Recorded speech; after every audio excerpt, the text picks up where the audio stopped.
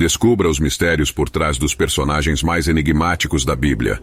Neste vídeo, vamos explorar as fascinantes histórias de Elias e Enoque, dois homens cujas vidas foram marcadas por uma conexão especial com Deus. Conheça as incríveis jornadas desses personagens e como suas vidas exemplares de fé e devoção impactaram profundamente a narrativa bíblica.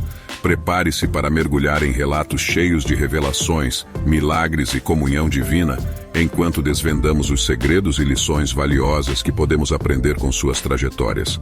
Acompanhe-nos nesta jornada inspiradora através das Escrituras e mergulhe no significado e propósito desses personagens bíblicos que nunca deixaram de cativar a imaginação dos leitores ao longo dos séculos. Não perca esse emocionante encontro com a história de Elias e Enoque, homens de fé cujas vidas deixaram um impacto eterno na fé e espiritualidade. Mas antes, peço que se inscreva no canal e deixe seu like para ajudar essa mensagem a alcançar mais pessoas. De acordo com a Bíblia, existem apenas dois homens mencionados que nunca morreram, Elias e Enoque. A história de Elias é encontrada no Antigo Testamento da Bíblia, principalmente nos livros de 1 Reis e 2 Reis. Elias foi um poderoso profeta que viveu durante um período turbulento em Israel no século 9 a.C. Sua história é repleta de milagres, confrontos com reis e rainhas e uma profunda devoção ao Deus de Israel. O chamado de Elias. A história de Elias começa em 1 Reis 17, quando ele é chamado por Deus a profetizar diante do rei Acabe de Israel. Acabe era um rei ímpio que havia se casado com a rainha Jezabel, uma mulher ainda mais má e idolatra. Elias aparece repentinamente diante de Acabe e anuncia que não haverá chuva em Israel por um longo período, como um juízo divino pela idolatria do povo.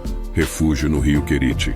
Após o pronunciamento, Deus orienta Elias a se esconder junto ao rio Querite, onde é alimentado por corvos, que trazem pão e carne para ele diariamente. Isso dura até que o rio seca devido à falta de chuva. Milagres na casa da viúva de Sarepta. Deus então envia Elias para a cidade de Sarepta, onde encontra uma viúva que está prestes a fazer sua última refeição antes de morrer de fome. Elias pede-lhe água e comida, e ela obedece à ordem do profeta. Como resultado de sua obediência, a farinha e o azeite da viúva nunca se esgotam durante toda a seca. Confronto no Monte Carmelo. Após 3 anos de seca, Deus instrui Elias a se apresentar novamente diante do rei Acabe. No Monte Carmelo, Elias desafia os profetas de Baal, os falsos deuses adorados em Israel. Para um teste, ambos preparariam um altar com um sacrifício, e o Deus que respondesse com fogo seria considerado o verdadeiro Deus. Os profetas de Baal clamam por horas, mas nada acontece. Então, Elias ora ao Deus de Israel, que envia fogo do céu e consome o sacrifício, provando sua supremacia. Fuga de Jezabel.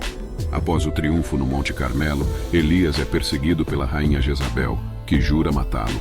Elias foge para o deserto e, exausto, pede a Deus para morrer. Em sua fraqueza, um anjo o alimenta e o encoraja, dando-lhe força para continuar. Encontro com Deus no Monte Horebe. Deus ordena que Elias vá para o Monte Horebe, também conhecido como Monte Sinai, onde Moisés havia encontrado Deus séculos antes. Lá, Deus fala a Elias em um sussurro suave e renova seu propósito como profeta. O sucessor de Elias, Eliseu. No Monte Horebe, Deus instrui Elias a ungir Eliseu como seu sucessor. Eliseu se torna discípulo de Elias e o acompanha em suas jornadas.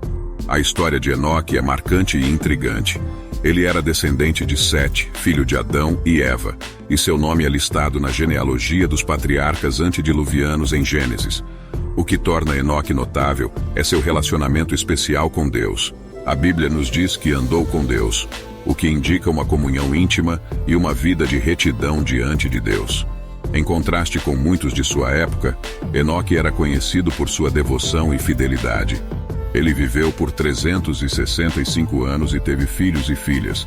Porém, o ponto mais significativo de sua história é que, ao contrário dos outros personagens da genealogia antediluviana, Enoque não passou pela morte física. Em Gênesis, é registrado que Deus o tomou, o que significa que ele foi levado diretamente ao céu por Deus. Essa experiência única o tornou o único a alcançar tal destino nessa época. Enoque é mencionado no Novo Testamento, em Hebreus, como um exemplo de fé.